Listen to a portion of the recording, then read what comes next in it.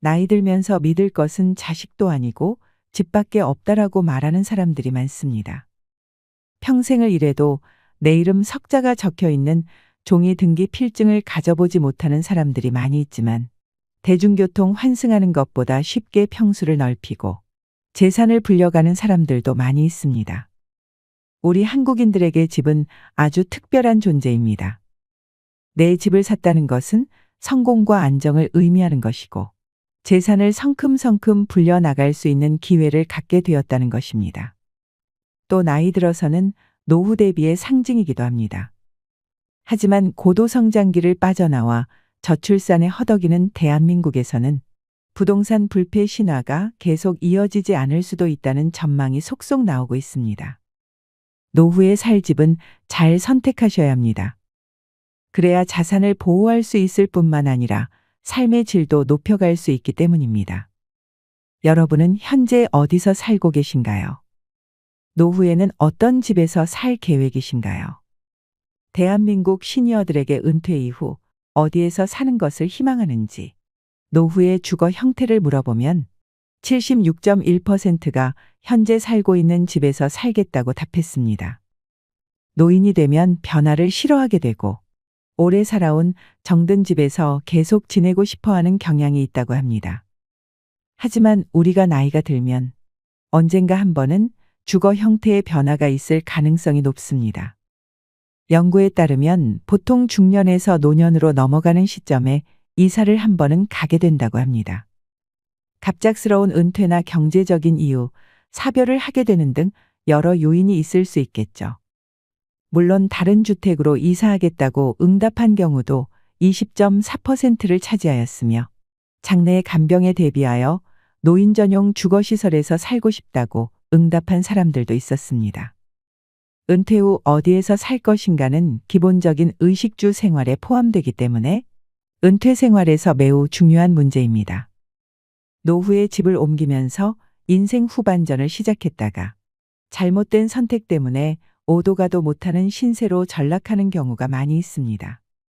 그 과정에 당연히 집값은 하락했지요. 가치가 쑥쑥 올라가도 시원치 않은 판국에 집값이 떨어졌으니 이만저만 큰일이 아닙니다.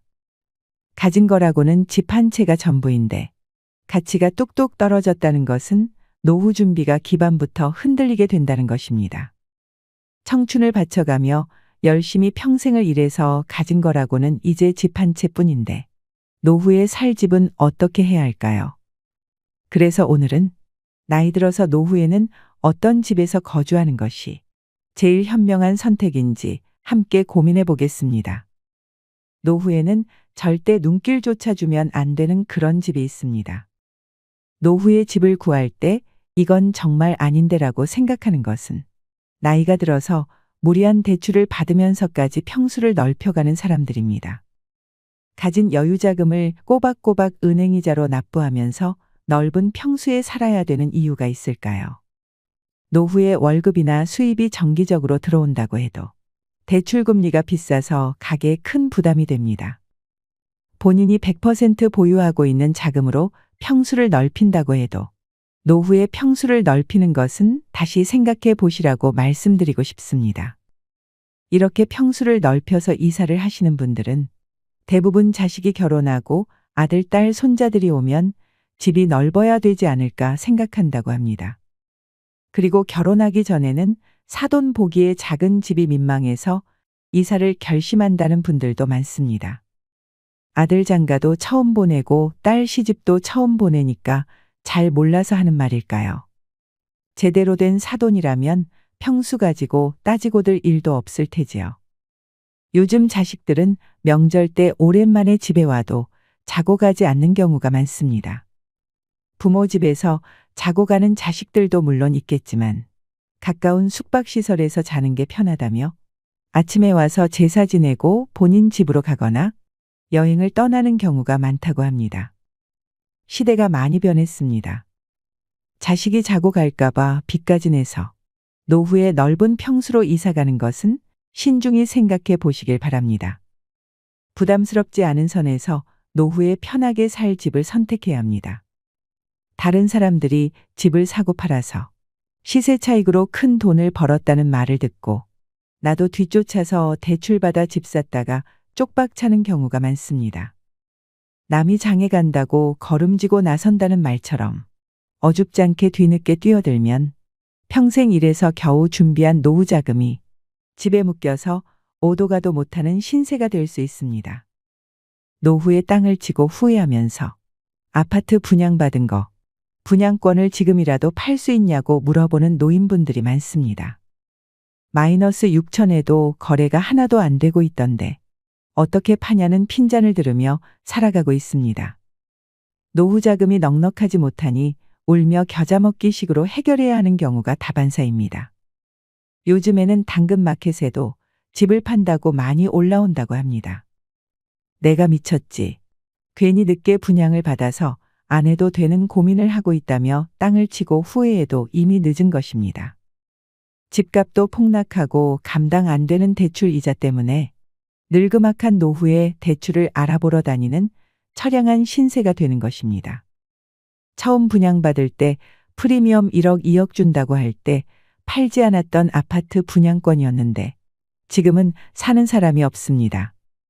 잔금하고 등기치면 시세 차익이 최소 5억은 난다고 생각해서 선뜻 노후 자금을 털어 집을 샀는데 이런 사단이 난 것입니다. 가진 것은 집 한 채가 전부이고 가진 돈을 탈탈 털어서 부동산 바람 따라 투자한 뒤에 하루하루 뚝뚝 떨어지는 아파트 값에 가슴이 새카맣게 타는 노후를 보내고 있습니다. 남의 집 얘기가 아닙니다. 이런 사람들이 우리 주변에 정말 많습니다. 나이 들면 전원주택에서 살고 싶어 하는 사람들이 많이 있습니다. 제 친구 역시 남편이 퇴직하고 산 좋고 물 좋은 곳에 그림 같은 집을 짓고 살았답니다. 그 전에 친구하고 나눈 얘기가 있었어요. 자식들은 돈이 필요할 때마다 전화하고 집에 들락거리는 아들 꼴 보기 싫어서 모두 정리해서 우리 남편 평생 소원인 전원주택 지어서 살 거다. 우리 아저씨가 전원 생활이 로망이거든 했지요. 그런데 요새는 전원주택이 로망이 아니고 노망이라고 하는 우스갯소리가 있다고 합니다. 그때 저는 반대했습니다. 우리가 안 늙는다고 생각하냐? 지금은 체력이 되고 처음인 전원 생활에 대한 부푼 기대감도 있고 자식에게서도 좀 멀어지고 싶은 마음에 모든 것을 다 할 수 있을 것 같지만 살아보면 그게 말처럼 되지 않을 거라고 전원주택 생활은 정말 신중해야 한다고 조언해 주었습니다. 시골에서 태어나서 시골 생활이 얼마나 힘든지 아는 사람은 공감하실 텐데요. 특히나 짠돌이 짠순이가 시골에 귀농귀촌하면 기름이나 가스값 아까워서 전기장판 하나 깔고 추위에 벌벌 떨면서 겨울을 지내는 경우도 다반사입니다. 전원주택 짓는다고 산 좋고 물 좋고 평수가 넓은 곳을 찾아갔는데 감당이 안 돼서 추위에 떨다가 건강만 잃고 돌아오는 것입니다. 엎어지면 코 닿는데 약국 있고 엎어지면 코 닿는데 병원 있고 나가면 바로 지하철이나 대중교통을 이용할 수 있는 그런 역세권 아파트가 나이 들어서 최고라고도 하지요. 그래도 꼭 자연 속에 살고 싶다면 병원은 가까운 데 있고 먹거리를 해결할 수 있는 마트도 인접해 있고 사람들과 왕래할 수 있는 곳이어야 합니다. 특히 자식들이 자주 올 수 있는 곳에 돈 많이 들이지 말고 작고 아담하게 집을 짓고 일단 한번 살아보는 것이 필요합니다. 전원주택은 아파트처럼 사고 파는 거래가 빈번하게 일어나지 않기 때문에 큰 돈을 들여서 집을 지을 필요도 없고 너무 큰 돈을 들여서 집을 지으면 그 돈이 거기 다 묶여 있게 됩니다.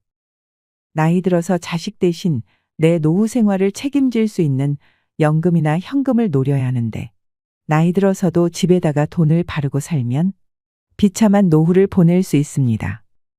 제가 아는 지인은 전원 생활을 2년도 채우지 못하고 미련 없이 시골 생활을 청산하고 나왔습니다. 전원주택을 지을 때부터 집성촌이라 주민 텃세 때문에 정말 힘들었다고 합니다.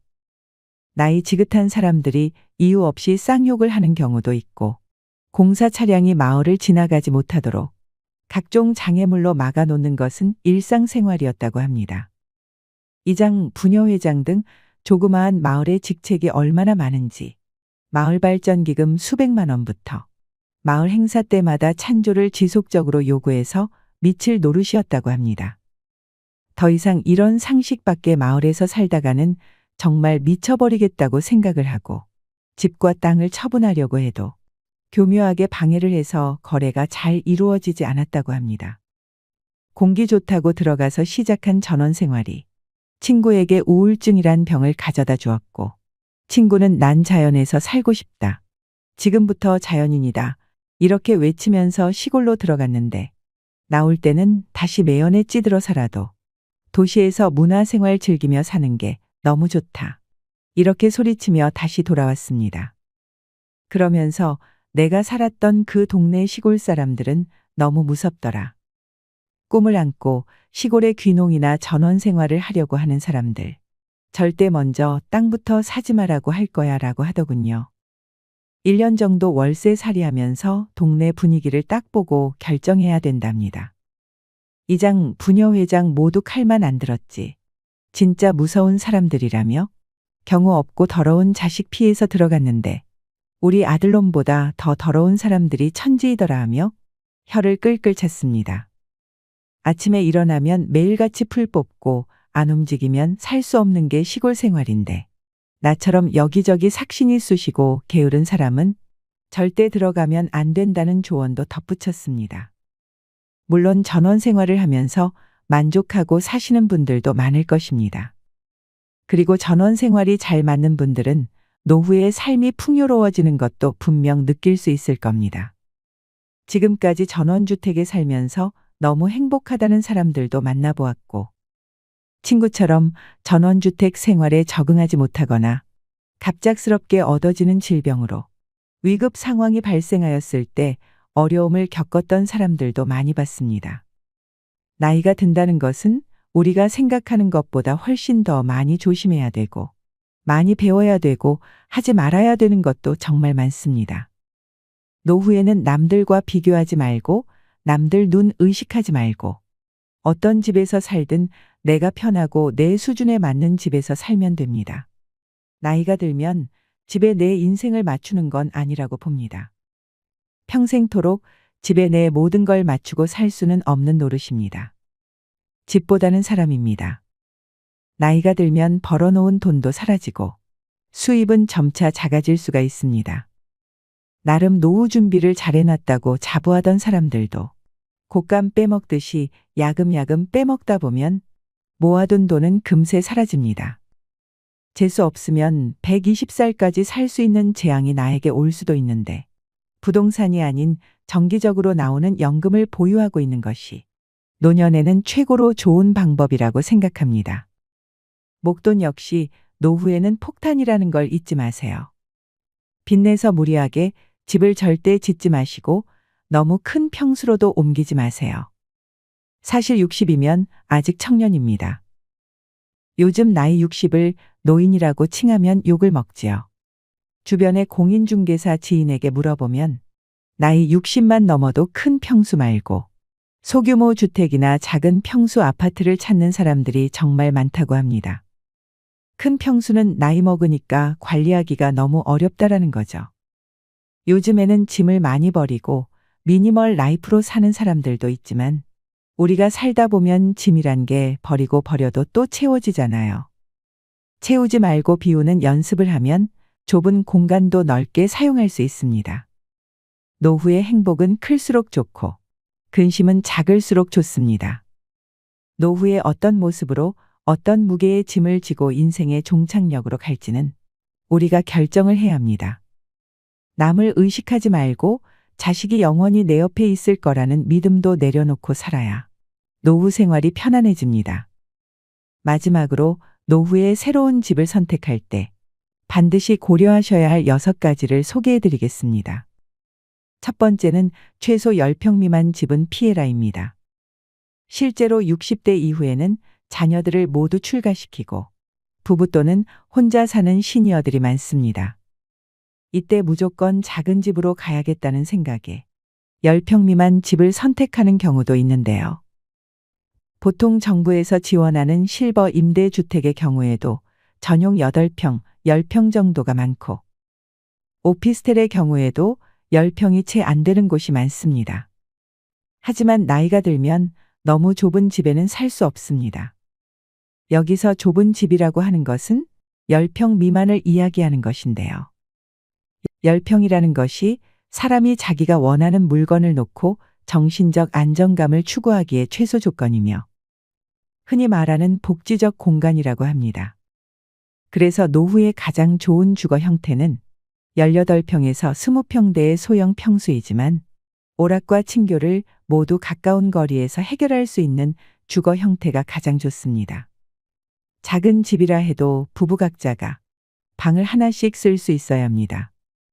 질 좋은 수면이 노화 방지의 최고의 명약이기 때문입니다. 곁에서 들리는 코 고는 소리로 수면의 질을 떨어뜨리면 안 됩니다. 부부라도 혼자만의 시간을 원할 때 혼자 있을 수 있는 것도 스트레스를 줄이는 지름길입니다. 두 번째는 복지관 근처로 가라입니다. 우리나라의 집은 학군에 따라서 집값이 결정되는데 반해 초고령 사회인 일본은 복지관 근처 집값이 굉장히 비싸다고 합니다. 복지관 근처에서 많은 노인들이 좋은 서비스를 받기 때문에 복지관 근처에 좋은 집이 많고 집값도 비싸다고 하는데요. 나는 아직 복지관 다닐 나이는 아니야라고 생각하시는 분들이 계실지 모르겠습니다. 하지만 지금이야 근처에 친구들도 있고 아직 왕성하게 일하시는 분들도 계시겠지만 나이 들면 들수록 우리가 사는 곳에서 배움과 즐거움을 찾기는 힘든 것이 사실입니다. 그러다 보니 나중에는 어디에서 가장 많은 시간을 보내게 될까요? 바로 복지관입니다. 그 이유는 복지관 안에는 교육과 돌봄이 있습니다. 그뿐만 아니라 먹는 것까지 해결이 됩니다. 좋은 영양사도 있고 밥도 비싸지 않고 거기다가 각종 양질의 교육들이 너무 많습니다. 자원봉사할 것들도 있어 보람도 느낄 수 있습니다. 시설도 굉장히 좋으면서 국가가 끊임없이 지원을 하고 관리하며 전문가가 수시로 와서 교육도 해줍니다. 나이 들어 이런 집결된 서비스를 받을 수 있는 곳은 복지관 말고는 찾기 힘듭니다. 물론 돈이 많은 분들은 어디서 배우든 어디서 먹든 부족함이 없겠지만 우리는 그럴 돈이 없습니다. 특히 요즘같이 물가가 높을 때는 문 밖을 나가기가 무서울 정도입니다. 무엇을 배워보고 싶어도 돈 걱정부터 앞서게 되는데 이럴 때 복지관이 대안이 될 수 있습니다. 그래서 노후에는 내가 즐길 수 있고 친구도 만날 수 있는 복지관 근처에 사는 것이 좋습니다. 세 번째는 병원이 30분 이내에 있는 집을 선택해라입니다. 노후가 되면 다리에 힘이 줄어들기 때문에 커다란 껍데기 집은 필요하지 않습니다. 그보다는 편리성이 중요합니다.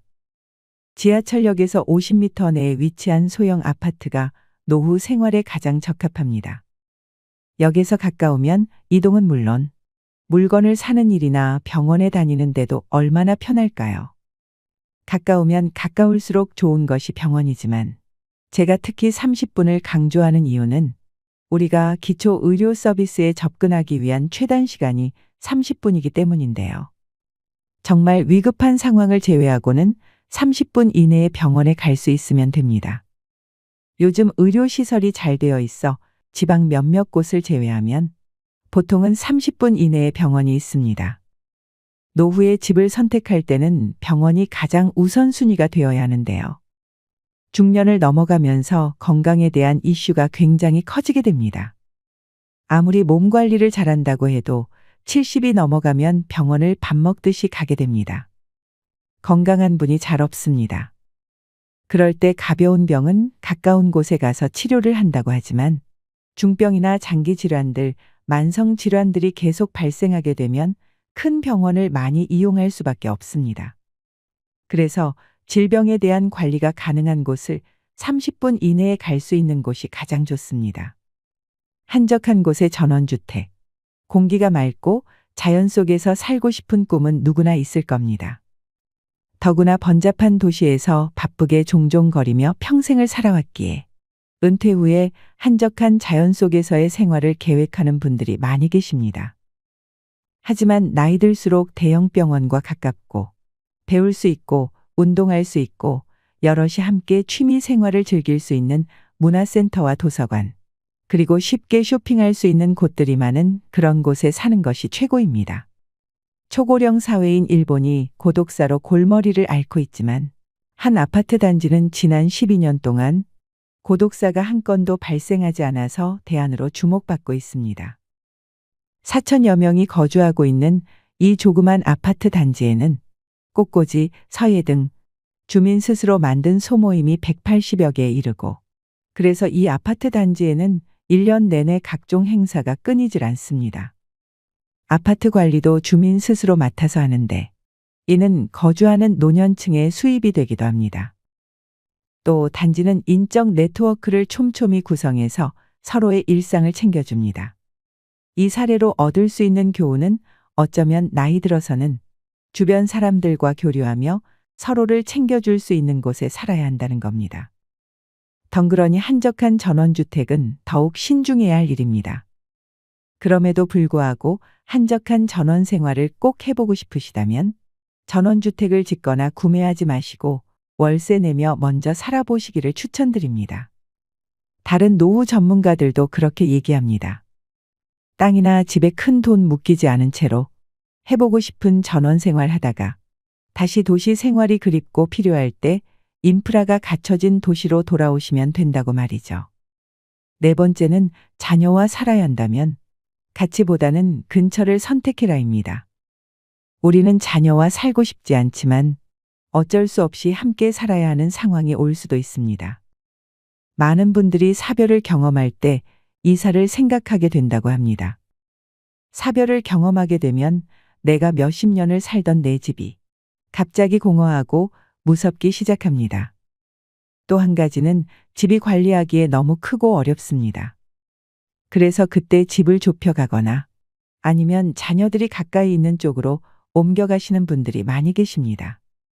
이때 우리가 반드시 생각해야 할 것이 있습니다.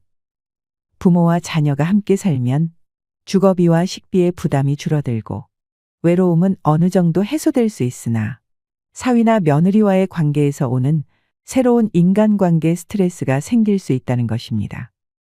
따라서 자녀와 함께 살아야 한다면 함께 살기보다는 근처에서 사는 것이 가장 이상적입니다. 손주가 어렸을 때는 손주를 돌보는데 손을 보태거나 성장을 지켜보며 삶의 활력을 얻는 것도 좋습니다. 이렇게 자녀와는 적절한 거리를 유지하는 방법이 노후 생활에서 스트레스를 최대한 줄이면서 현명하게 지내는 방법입니다. 다섯 번째는 근처에 공원이나 산책로가 있는 집을 선택해라입니다. 스포츠나 산책 등에 참여하는 비율이 2014년 10.2%, 2017년 16.6% 증가하여 65세 이상 시니어들의 야외 활동 참여가 점차 증가하는 추세입니다. 즉, 노년기에는 늘어난 시간적 여유를 이용하여 산책이나 가볍게 운동을 할 수 있는 공원 또는 산책로가 주변에 있는 주거 환경이 좋은데요. 노년기가 되면 활동성이 떨어지고 야외 활동을 적게 하게 됩니다. 하지만 나이가 들수록 적당한 야외 활동을 하여 신체 활력을 증진해야 하는데요. 동네 주변의 산책은 신선한 공기, 자연의 아름다움을 느낄 수 있어 심혈관 건강 증진뿐만 아니라 노인 우울증 예방에도 아주 좋습니다.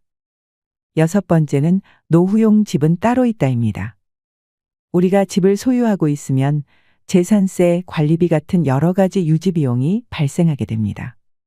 신혼이나 20대, 30대에 산 집이라면 30년 이상이 지난 건물이 되는데요. 여기서 반드시 한 가지 확인해 두셔야 할 부분이 있습니다. 바로 노후에 내가 이 집을 매매한다면 얼마나 받을 수 있는지 금액을 미리 파악해 두는 것입니다. 내가 거동이 불편해져 돌봄 시설이나 병원에 가야 할 때 그 비용을 집을 판 돈으로 충당할 가능성이 크기 때문입니다. 내가 가지고 있는 금융자산이 적으면 자택 매매를 고려하지 않을 수 없게 됩니다. 나이 들어 갑자기 닥칠 수 있는 상황들을 대비하는 것이죠. 그리고 현재 사는 집이 너무 오래되었거나 나에게 너무 크고 관리하기 어렵다면 노후용 집으로 이사하는 것을 권하고 싶습니다.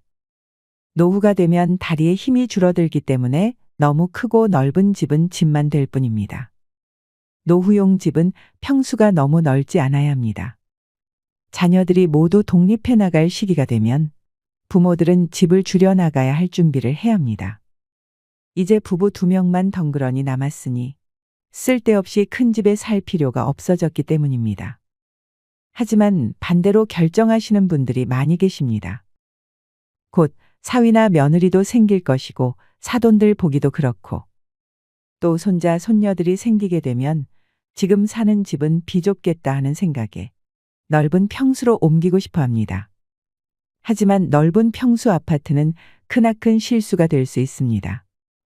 젊고 아이들과 있을 때는 크고 넓은 집이 좋지만 혼자 혹은 둘일 때는 청소도 힘들 뿐 아니라 잡동사니가 쌓이기 때문에 작은 집이 좋습니다. 특히 노년이 되면 사는 집을 줄여서라도 현금성 자산을 늘려야 하는데 큰 평수에 살면 노후 자금으로 챙겨둔 여윳돈마저도 집에 더 투자하게 될 확률이 높으니 경제적으로 여유가 없어지기 때문입니다. 또한 평수 넓은 아파트는 향후에 팔지 못할 수도 있습니다. 바야흐로 1인 가구 시대가 되었습니다. 지난 5년간 1인 가구 수는 가파르게 증가해서 전체 가구 중에 3분의 1을 넘어섰습니다. 같은 기간 동안 4인 가구의 비율은 14.7%로 줄어들었습니다. 1인 가구와 2인 가구를 합쳐서 보면 그 변화는 더 뚜렷해집니다. 전체 가구 수의 61.74%를 차지하기 때문입니다. 결혼을 하더라도 아이를 갖지 않는 가정이 늘어나기 때문에 2인 이하 가구의 증가 추세는 앞으로 계속될 겁니다. 현실이 이러니 자연스레 평수 넓은 아파트의 수요는 점점 줄어들 수밖에 없습니다. 평수 넓은 집은 전 같으면 재산 증식에도 도움이 됐을지 모르겠지만 앞으로는 애물단지가 되기 십상입니다. 그러니 노후에는 집 평수를 늘리지 마시기 바랍니다. 나중에 정말 나이가 들어서 우리가 수족을 움직일 수 없는 순간이 오게 됩니다. 그때는 우리가 요양병원이나 요양원을 가든지 자식들과 함께하는 순간이 오겠지만 내가 50세, 60세 이후에 이사를 할 때는 나만의 기준과 우선순위를 정하고 내가 살 마지막 집이라는 생각을 가지고 선택하시는 것이 좋습니다. 워낙 집이라는 것은 사고 파는 것이 쉽지 않다 보니 다시 돌아오기가 어렵기 때문입니다. 그러니 은퇴 이후에 주거지를 결정할 때는 이주의 목적을 명확히 하고 타인의 기준보다는 나를 기준으로 선택해 보셨으면 좋겠습니다. 나이가 들면 들수록 기력과 체력이 떨어지니 새 것으로 교체하거나 이사를 하는 것도 생각조차 할 수 없게 됩니다. 그러다 보니 결코 살기 좋다 할 수 없는 그 주택을 어쩔 수 없이 자신의 마지막 거처로 삼는 사람이 많은 게 현실입니다. 주택의 유형만이 아니라 애초부터 어디서 살 것인가, 누구와 함께 살 것인가 하는 관점도 노후 생활을 충실히 보내기 위해서 간과해서는 안 될 중요한 요소입니다. 어디에 살 것인가, 누구와 살 것인가, 그리고 어떤 집에서 살 것인가라는 3가지 관점에서 과연 나의 노후 생활을 풍요롭게 하는 생의 마지막 집으로 어디가 좋을지 생각해 보시길 바랍니다. 이상으로 시니어를 위한 모든 것, 시니어 연구소였습니다.